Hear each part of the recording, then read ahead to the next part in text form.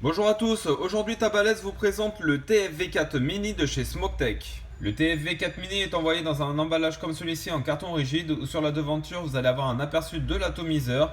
Sur le côté gauche vous allez avoir les trois résistances et le tank Ampères qui sont compris dans le pactage, on y reviendra par la suite. De l'autre côté deux flashcodes, un pour iOS et un pour Google Play Store. Et sur le bas un scratch d'authenticité. Et sur l'arrière du boîtier, une courte description sur l'atomiseur avec ici une petite introduction en anglais. On va voir maintenant ce qu'il y a à l'intérieur du pack. Donc on va retrouver dans un premier temps ici le TFV4 Mini. Alors à l'intérieur par défaut vous allez déjà avoir une résistance. Donc c'est une résistance en Clapton. Donc une résistance qui est déjà toute faite avec une résistance de 0,35 ohms. Ensuite on va avoir un sachet de coton organique pour refaire ces résistances soi-même. Un petit sachet avec un lot de joints et un petit morceau de Clapton pour faire le reconstructible. Une petite notice d'explication pour savoir remplir votre atomiseur de liquide et les différentes pièces qui le composent. Un petit dépliant avec toutes les résistances qu'il existe pour ce modèle, donc le TFV4. Un certificat d'authenticité avec la garantie constructeur.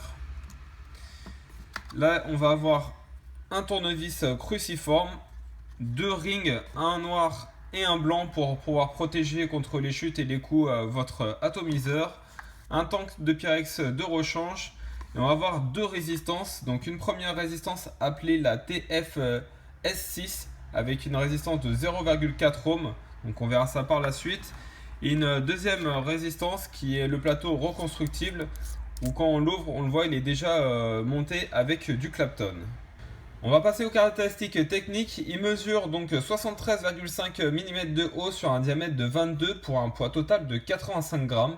Au niveau de son réservoir, c'est un tank en Pyrex avec une capacité de 3,5 ml et ses deux autres extrémités vont être en stainless steel. Il est disponible en acier et en noir. Sur le dessous, on va avoir donc une connectique 510 qui sera fixe. On aura toutes les résistances compatibles avec le TFV4, donc c'est les mêmes que l'ancien modèle. Et on va avoir donc à l'intérieur une résistance CLP2 avec 0,35 ohms à utiliser entre 30 et 90 watts. Et une résistance S6 qu'on a vu juste avant avec une résistance de 0,4 qui va fonctionner entre 30 et 100 watts. Et après au niveau des caractéristiques, donc on va avoir une double sortie d'airflow en haut et en bas, donc au niveau du drip tip et de la base, avec un remplissage qui se passera par le haut. Au niveau de son design, sur le dessus, on va avoir un drip tip 510 avec deux joints d'étanchéité qui tiennent vraiment très bien au top cap, il n'y a rien à dire. Et après, au niveau de son diamètre, il va être assez large pour deux raisons. Première raison, parce que ça va dégager vraiment une grosse quantité de vapeur, donc il faut prévoir un gros diamètre. Et deuxième raison, parce qu'il intègre un airflow réglable, donc vous allez avoir 4 trous tout autour du drip tip. Il faudra soit le fermer si vous voulez pas faire beaucoup de vapeur, ou alors contrairement l'ouvrir si vous voulez envoyer un maximum de vapeur. La petite particularité de cet atomiseur va être au niveau de son remplissage qui se fera par le top cap. Donc il suffira simplement de l'ouvrir comme ceci. Vous voyez, c'est fermé ici. On le déloque.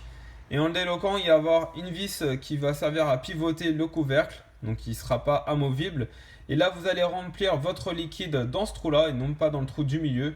Vous remplissez par ce trou-là, ça va se remplir le long de la paroi. Et quand vous avez fini de le remplir, vous refermez tout simplement. On va retrouver une gravure Smoke qui est le fabricant de l'atomiseur qui va se ressentir légèrement au passage du doigt. Juste en dessous, un tank en Pyrex avec une contenance de 3,5 ml bordé d'un joint d'étanchéité aux deux extrémités.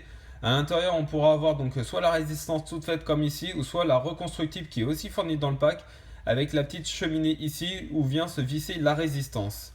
En dessous, une petite bague avec deux gravés TFV4 Mini, donc le modèle de l'atomiseur. Et juste en dessous de celui-ci, un airflow réglable qui va fonctionner comme l'airflow du drip tip. Plus vous ouvrez, plus ça va faire de vapeur et plus ça sera simple à tirer dessus. Et plus vous fermez, moins ça fera de vapeur et plus le tirage sera serré. En dessous, on va retrouver une connexion donc 510 avec la mention designée par Smoke avec un numéro de série. On va maintenant dévisser le bas ici pour voir comment c'est fait à l'intérieur. Donc on va dévisser cette partie-là, il faudra bien maintenir le tank en Pyrex pour éviter que ça se casse. Donc vous dévissez la partie basse, ça c'est dur parce que les joints ils sont neufs quand vous le recevez. Donc voilà comment c'est fait, vous allez avoir le tank en Pyrex qui va pouvoir se retirer pour pouvoir le changer. Donc il faudra y aller vraiment tout doucement. Voilà comment c'est fait, avec ici un joint d'étanchéité au niveau du dessus de la cheminée, un autre pour le tank en Pyrex qui vient directement s'emboîter dessus. Et sur l'autre partie, on va voir comment est faite la résistance. Pour remplacer la résistance, il faudra simplement dévisser celle-ci en la faisant tourner, un peu comme on dévisse une ampoule. Donc voilà comment c'est fait. Vous allez avoir une petite cuve de récupération de liquide qu'il faudra nettoyer de temps en temps pour éviter que la condensation s'accumule ici. Et donc voilà à quoi ressemble la résistance. Donc là, comme on l'a dit, c'est une résistance de 0,35 ohms. Donc c'est le modèle CLD2. Donc on va pouvoir aller de 30 à 90 watts. Donc voilà comment elle est faite. On va avoir du Clapton à l'intérieur qui va être en vertical. Donc c'est des grosses résistances qui envoient vraiment beaucoup de vapeur. On va aussi présenter les deux autres résistances qui sont dans le pack. Donc là, vous allez avoir trois résistances montées en double fil qui vont être en vertical. Donc voilà pour celle-ci. Donc on va avoir du 0,4 ohm. C'est le modèle TF-S6 et on va pouvoir aller de 30 à 100 watts. On va présenter maintenant la résistance reconstructive, la TF-RCA. Donc on pourra déjà noter au niveau de l'extérieur qu'on va avoir deux grosses arrivées de liquide pour pouvoir accepter tout ce type de liquide, même les beaucoup plus gras en 100% VG. Donc on va dévisser maintenant la partie du top cap ici et maintenant on va pouvoir s'apercevoir que effectivement là on va avoir des grosses arrivées de liquide avec à l'intérieur un plateau reconstructible où il est possible de faire du simple ou du dry coil. Là on a un coil monté en Clapton avec une résistance de 0,6 ohm et on pourra aussi noter en dessous du Clapton là qui est une grosse arrivée d'air comme on peut voir qui sert à refroidir la résistance pour envoyer encore plus de vapeur. Pour refaire la résistance reconstructive, il faudra se munir donc du coton qui est soit fourni dans le pack soit que vous avez déjà chez vous. Donc il va falloir ici prévoir un gros diamètre de coton parce que vous allez avoir des spires qui sont vraiment très larges au niveau des diamètres. Donc il faut faire passer comme ceci. Une fois que c'est comme ceci, il va falloir donc passer le coton ici. Il va falloir couper à ce niveau-là à peu près avec des ciseaux. Donc on va le faire en live. Je vais couper à peu près à la hauteur des rigoles ici. Voilà. Et pareil de l'autre côté. Donc je baisse un petit peu, je vois à peu près où ça s'arrête. Il faut éviter que ça dépasse de la cloche quand vous allez refermer. Donc voilà à peu près ce qu'il faut au niveau de la longueur de coton. Et maintenant on va venir imbiber de liquide. Donc vous munissez de votre fiole, il va falloir imbiber l'intérieur de la résistance ainsi que tout le coton sur le côté. Le fait de l'imbiber, ça vous permettra de mieux mettre le coton en place à l'intérieur de la résistance. Donc il ne faut rien oublier, il faut vraiment que le coton il soit totalement recouvert de liquide.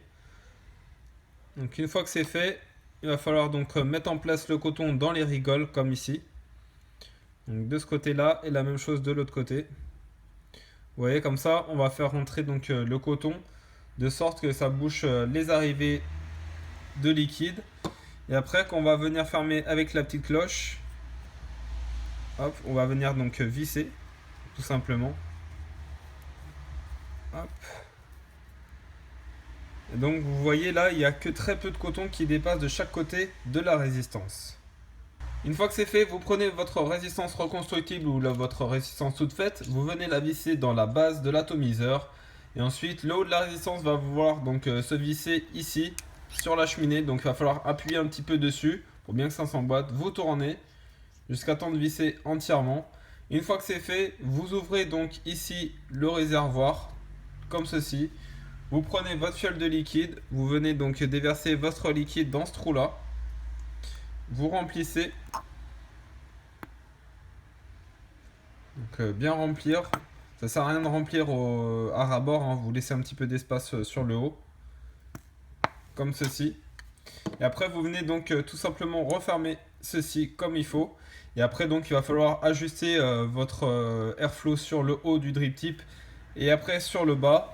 Et après on connecte tout sur la box. Donc voilà, j'ai vissé l'atomiseur sur la box, je me suis mis à 50 watts. Donc je vais faire un premier test à vapeur avec la résistance reconstructible. Et je vais faire donc un deuxième test avec la résistance en Clapton standard. Et un troisième test avec la résistance avec les triple coils.